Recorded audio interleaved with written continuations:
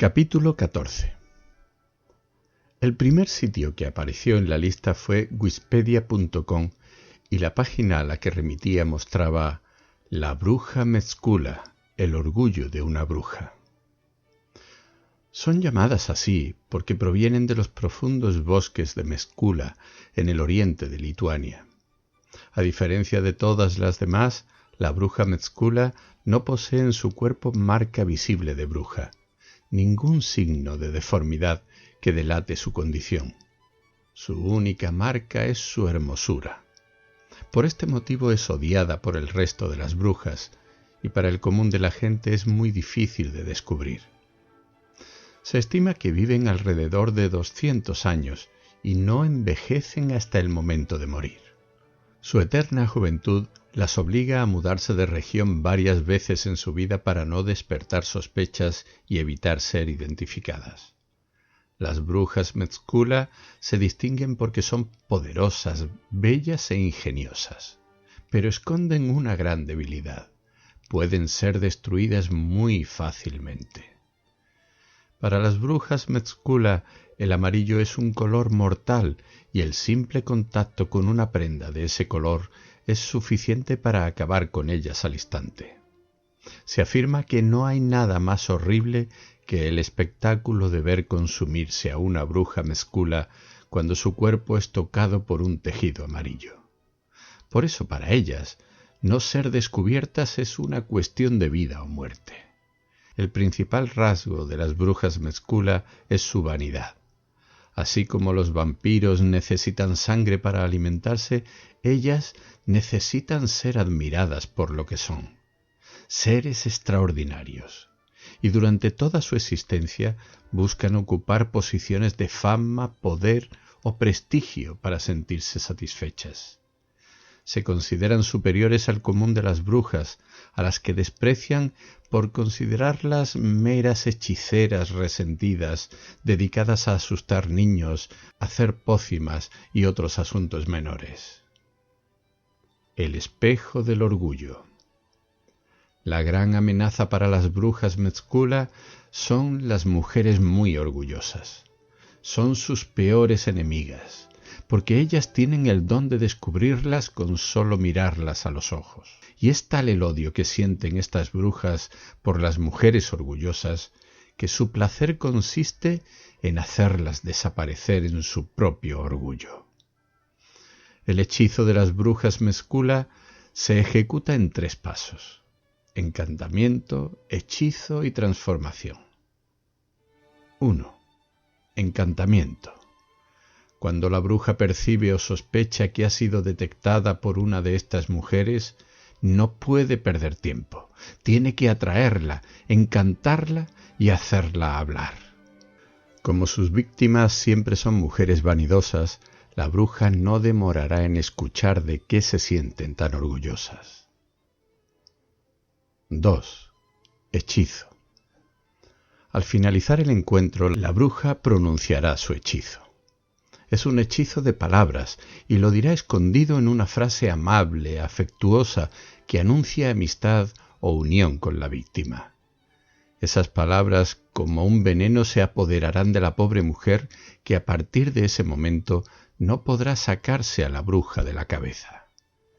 Es un hechizo ingenioso, pues puede decirse frente a testigos, en una fiesta, por ejemplo, como se supone sucedió en el caso del embrujamiento de Lady Margaret Lytton.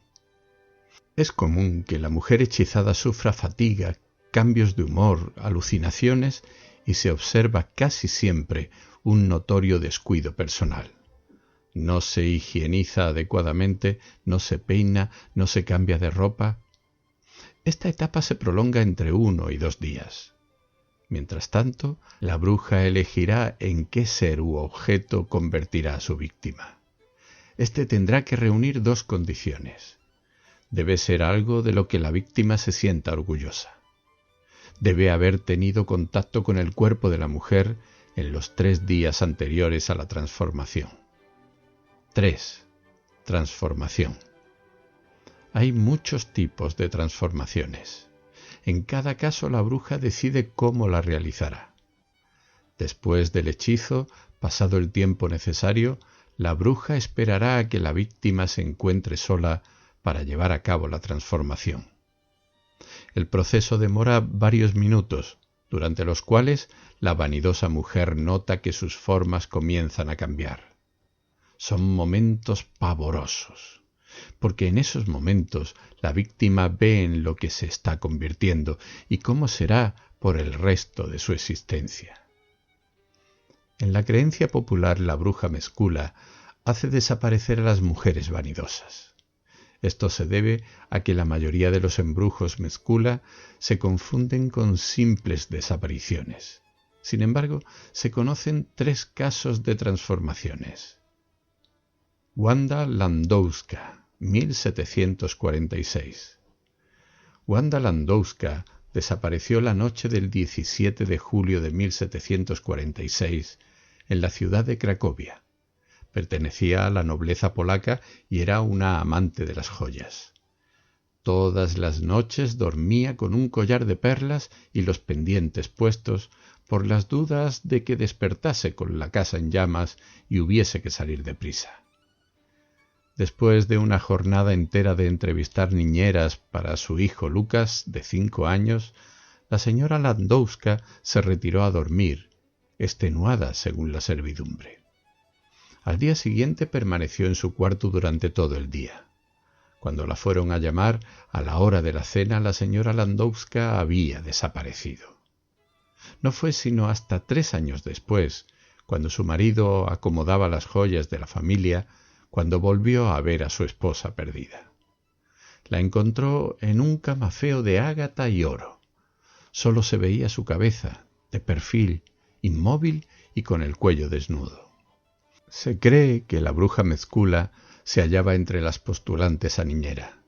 Desafortunadamente la señora Landowska la había descubierto. La cocinera de los Romanov, 1894. Este caso se pudo conocer por la confesión de la propia bruja, bajo amenaza de los soldados bolcheviques de echarle un manto amarillo encima. Admitió haber hechizado a Olga Petrova, la jefa de cocineros de los Romanov, durante la boda de Nicolás II en Rusia en 1894. Olga Petrova se consideraba la mejor cocinera de Europa y tenía su reputación bien ganada. Los banquetes del Palacio Romanov eran célebres. La fama de su pastel real, también conocido como imperial ruso, había traspasado las fronteras de Rusia. Pero nadie más que ella lo sabía hacer. Era su invento y su secreto. La familia real tenía una alta estima por sus servicios y sólo por eso le toleraban su vanidad y su temperamento. Cuando entraba a la cocina del palacio, todo el personal parecía dejar de respirar, del miedo que infundía. Y es conocida la anécdota de cuando a uno de los cocineros le hizo comer un cerdo entero porque, según ella, el color que tenía al salir del horno no era el correcto. La bruja formaba parte del cuerpo de doncellas de Alejandra, la futura zarina, y a poco de llegar al palacio, antes de la boda, tuvo un encuentro con Olga Petrova. Sucedió en la cocina una noche que bajó por agua caliente. Apenas se miraron, la bruja supo lo que tenía que hacer. Durante el encantamiento, Olga Petrova le contó su secreto más preciado, la receta del pastel real, y con eso selló su destino. 2 días después, la bruja la convirtió en el misterioso y exquisito pastel que la había hecho famosa en todo el continente. La sirvieron en 30 bandejas, a la hora de los postres, en la boda del zar. Dicen que Nicolás II la hizo llamar para felicitarla, pero Olga Petrova nunca se presentó. Acababan de comérsela. Lady Margaret Lytton, 1948. El caso de la horrenda transformación de Lady Margaret Lytton en 1948 en Inglaterra es el único del que existen registros fotográficos, aunque solo es posible acceder a uno de ellos. Lady Lytton era conocida por ser una de las primeras amazonas profesionales de Inglaterra. Practicaba la equitación desde niña y en su establo tenía 4 ejemplares de caballos, todos únicos, que ella misma había comprado en distintas partes del mundo. Se enorgullecía de uno en particular, Yasub, que había hecho traer de Arabia. También era conocida por su carácter endemoniado y sus arranques de ira cuando perdía una competición o las cosas no salían como ella quería. Para festejar su cumpleaños, Lady Lytton y su marido ofrecieron una fiesta en los jardines de su mansión de Southampton el 23 de agosto de 1948. La lista de invitados era muy selecta, solo gente de la nobleza y personalidades de la época. Esa fue una espléndida noche de verano y no se recuerda que hubiera sucedido nada extraño durante la velada. Al día siguiente, Lady Lytton se quejaba de dolores musculares. En un momento comenzaba a gritar y a dar órdenes a todo el mundo y al siguiente se encerraba en su cuarto a llorar. Todos en la mansión estaban acostumbrados a la personalidad de Lady Lytton, pero percibieron que ese día algo diferente ocurría con la señora. Dicen los testigos que esa madrugada la escuchaban vociferar: «¡No quiero que sea mi amiga!». Cuando la doncella fue a llevarle el desayuno a la mañana siguiente, Lady Margaret no estaba en su habitación.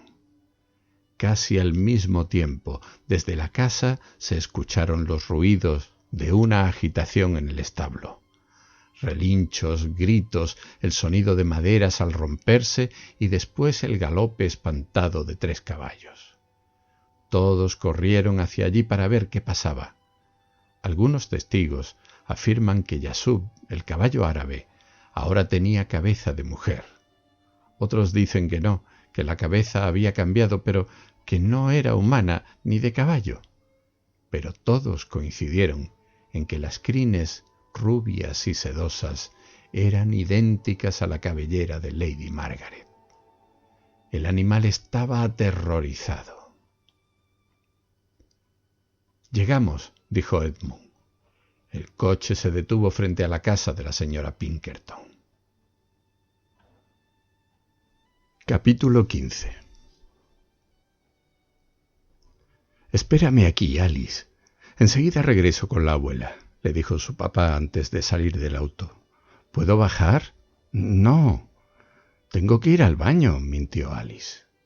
Edmund suspiró. «Está bien, pero abrígate, hace frío». Había dejado de llover. En la calle los faroles ya estaban encendidos y reflejaban su luz sobre el pavimento mojado. La tarde llegaba a su fin. Alice siguió a su papá por el pequeño jardín hasta la entrada de la casa. Edmund llamó a la puerta. Nadie respondió. Volvió a llamar.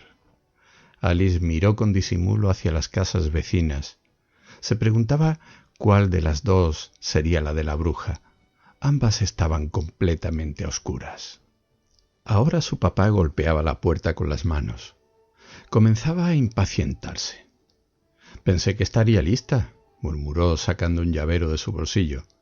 Después de buscar la llave, la introdujo en la cerradura y abrió la puerta. En la sala no había nadie.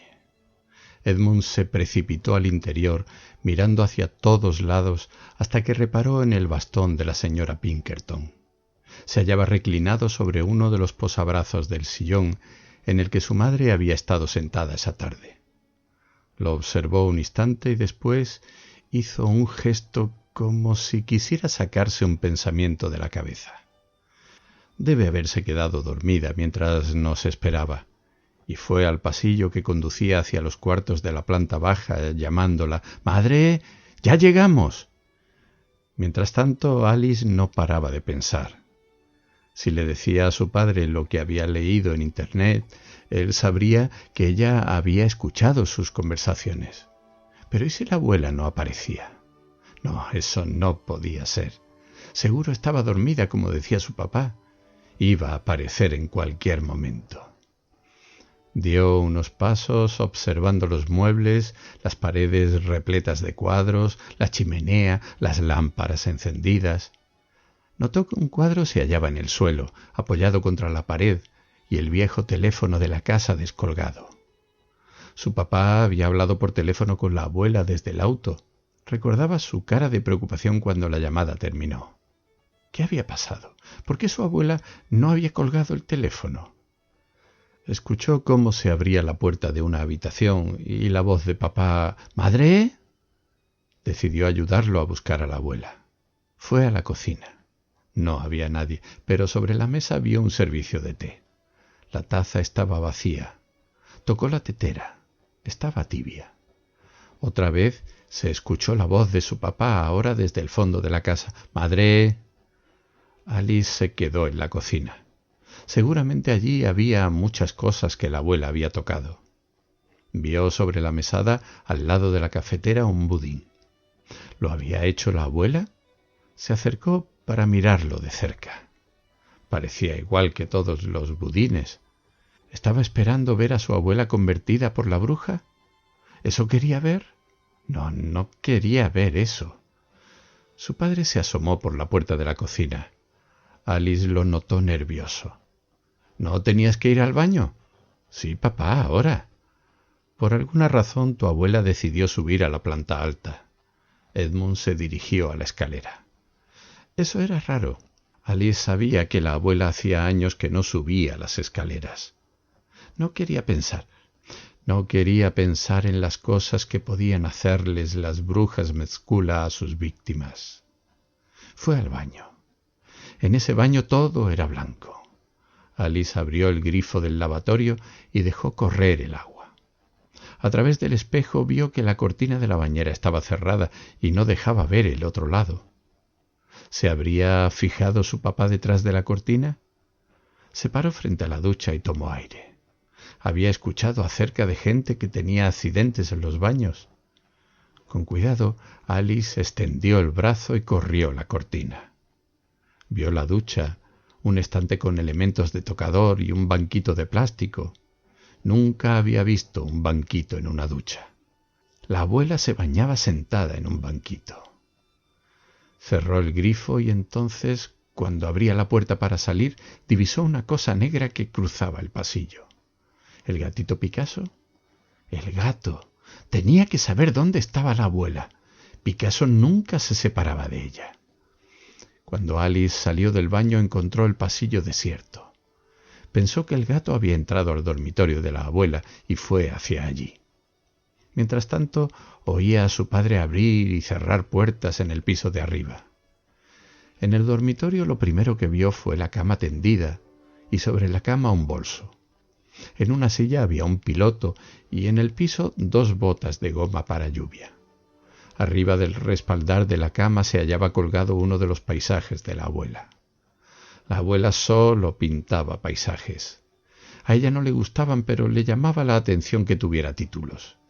Se acercó para leer el de ese cuadro, Atardecer en Dorset. Su papá decía que la abuela estaba muy orgullosa de sus cuadros. En ese momento oyó un ruido suave en algún lugar detrás de ella. Alice se dio vuelta rápidamente y preguntó: «Abuela, ¿estás ahí?».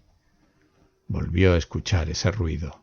Provenía de la habitación, pero no sabía de dónde. Entonces advirtió que algo salía de debajo de la cama y se escabullía por la puerta abierta. «¿Picasso?». Alice salió al pasillo y lo vio. Era él.